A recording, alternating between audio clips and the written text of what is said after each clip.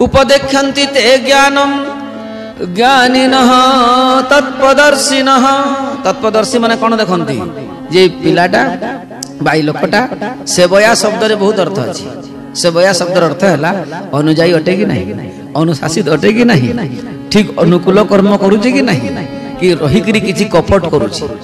किंतु कपट जो माने करंती, छल जो माने करंती, छल कपट जो माने करंती से माने भक्ति राज्य रे अग्रगति करि पारंती नाही।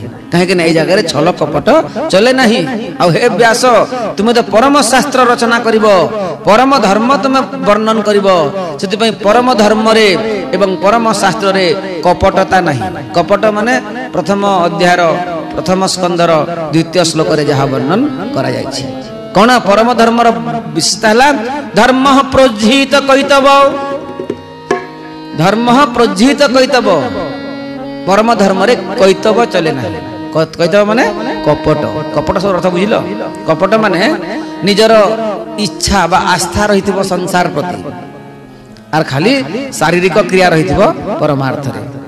सेति पई जोटा भितरे अछो सेतिरे बाहरे भी रहो, आर व्यवहार रे भी ताहार भितरे यदि भक्ति करूछ ताले बाहरे मध्य भक्तिर प्रभाव दिसु एवं निजर व्यवहार रे मध्य भक्तिर प्राधान्यता आसु।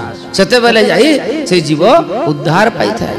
सेति पई कहंती कोन कपट धर्म जही नाही परम शास्त्र एवोलाई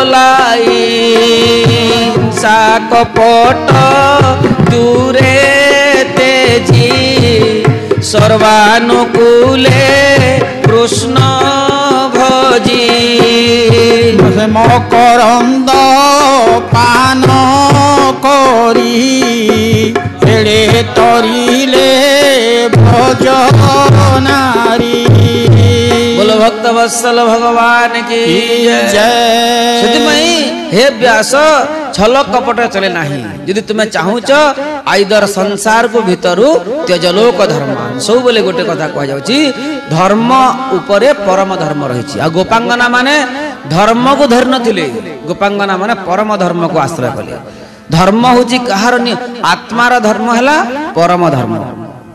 आज गोपी माने आत्मार पति को ही स्वीकार करछन्ति, आत्म कल्याण रे ही से माने अग्रसर ही चंती। आ से मानन को ही कहा जाय कुशलाः कुर्वन्ति हि तैरतिम कुशलाः स्म आत्मन।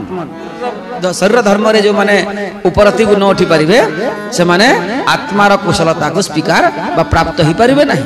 सेति पई मुमुक्षुत्वम भावटा